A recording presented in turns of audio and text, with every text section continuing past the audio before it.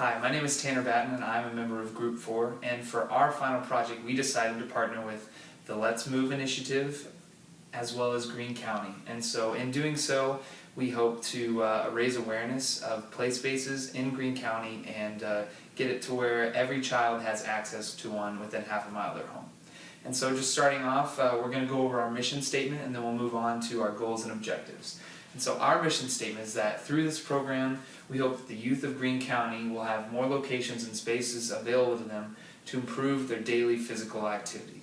And so by doing this, we hope to create an environment where every child, regardless of location, has access to a safe place to play. Next up are our goals and objectives for our Greene County program. The goal for the program is to increase the physical activity of youth through identifying and accessing play spaces. Our goal has two objectives. The first objective is that within a half mile in Greene County, in our specific census tracts 3, 4, 9, and 23, a play space will be available. The second objective is, within the addition of these new play spaces, there will be a 20% increase in the number of youths who access each given play space in each census tract.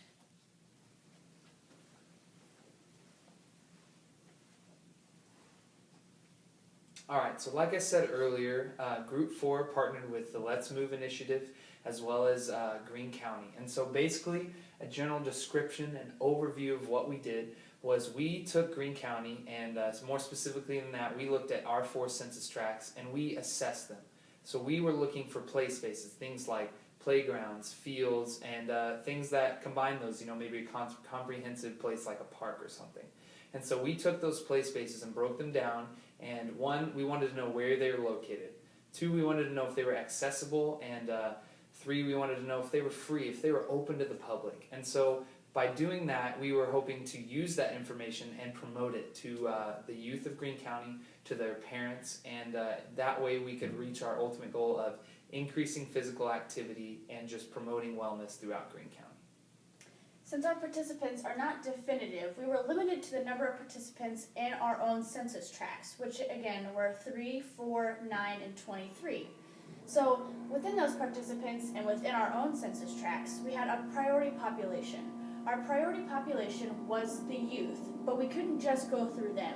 We also had to take into consideration their family and their parents as well, since they were going to have more influence on what the kids were going to do after our program had already run its course. And so to implement kind of the ideas about our program and how we wanted it to go, we had to market differently to the priority and target population. For our priority population, which was the youth, we gave them a flyer and it kind of gave them an idea about a field day or a day where they could go to the nearest play space and the community would have activities and options for them to just kind of play, look and see what the play space was about, and kind of see that there were other youths interested in going to be there as well. For the target population, which were the parents and the adults in the family, they were going to need more information about what we were going to do and how we were going to accomplish that. So we gave them a brochure that was more information about the Let's Move program, also about the Greene County program, and then our program as well.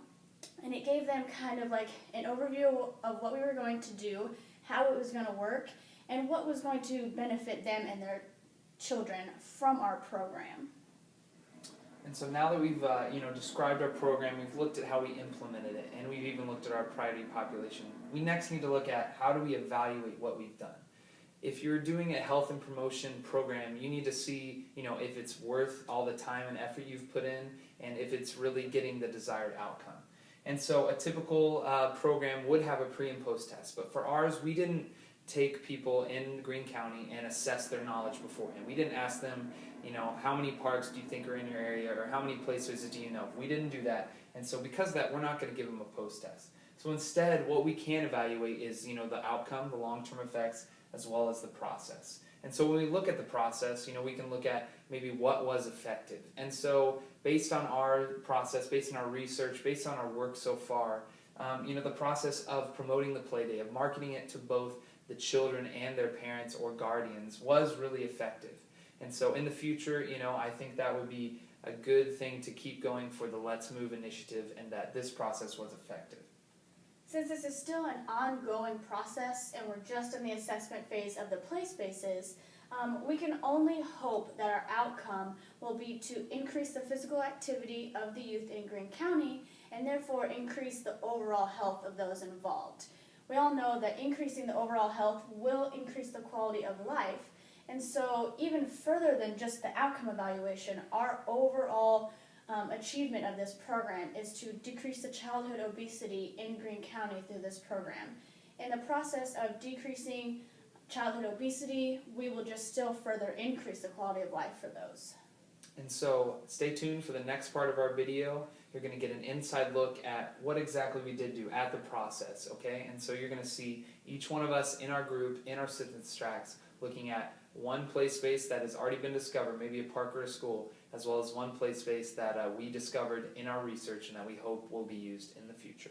Hey guys, so in my census tract 23, I was going to show you some of the play spaces that were already here. The first one I found was Bingham Elementary. It's located at 2126 Cherry Street. Behind the school, there's an open area for the students to play at and also the public. And I was just going to show you some of the activities they had here already available.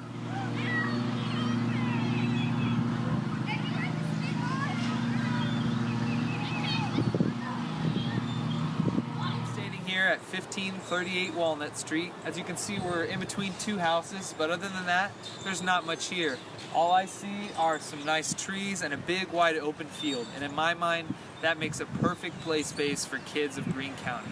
And so for Census Tract 9, I think that this is a great potential play space that is not currently being utilized, and I think it should be in the future for Greene County. This space at the intersection of National and Bennett is mowed, well taken care of, and has activities such as tennis, as well as a large open field for any type of activity that someone would choose to do.